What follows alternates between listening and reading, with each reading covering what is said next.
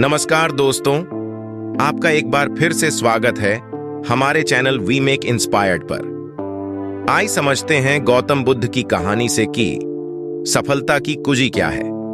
दोस्तों, एक बार गौतम बुद्ध अपने कुछ भिक्षुओं के साथ एक गांव से गुजर रहे थे और उस गांव में पानी की व्यवस्था बिल्कुल भी नहीं थी, जिसके कारण लोगों को अपने गांव से बहुत दूर पानी लाने के लिए जाना पड़ता था। उस गांव के निकट ही बहुत बड़ा मैदान था जिसमें बहुत सारे छोटे छोटे गड्ढे खुदे हुए थे।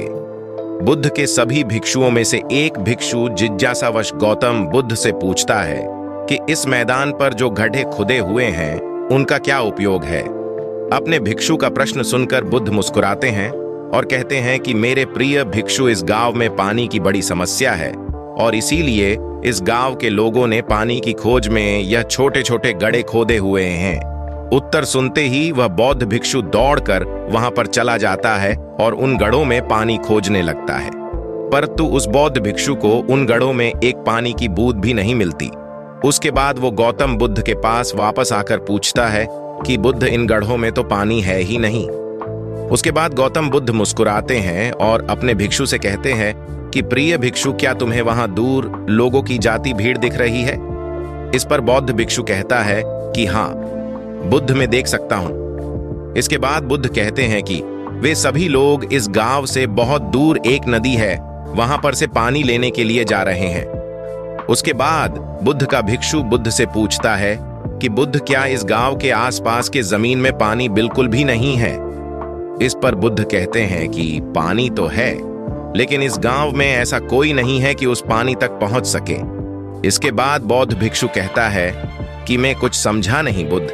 इसके बाद गौतम बुद्ध कहते हैं कि क्या तुम इस मैदान पर खुदे हुए गड्ढे देख रहे हो? इस मैदान पर खुदे हुए यह सभी गड्ढे पानी की खोज में खुदे हुए हैं, लेकिन एक भी गड्ढे से पानी प्राप्त नहीं हुआ है। जानते हो क्यों? क्योंकि परिश्रम तो किया गया, लेकिन सही दिशा में नहीं किया गया है। अगर ये सब गांव वाले अलग अलग 100 गड्ढे खोदने के बजाय सिर्फ एक ही गड्ढे को 100 गड्ढों की बराबर खोदते तो ये सब गांव वाले पानी तक अवश्य पहुंच जाते। दोस्तों, मनुष्य का मन भी इस प्रकार ही है, वह एक ही समय में 100 दिशाओं में भागता है। अगर मनुष्य अपने मन को एक ही दिशा में लगाए तो वह अपने लक्ष्य तक जरूर पहुंचेगा, परंतु बहुत ही कम लोग इस बात को समझ पाते हैं। कुल मिलाकर सफलता की कुंजी क्या है? दोस्तों, आपकी असफलता का कारण आपका मन ही है और आपके मन का 100 अलग अलग दिशाओं में भागना और आपको इसे किसी एक दिशा में केंद्रित ना कर पाना है।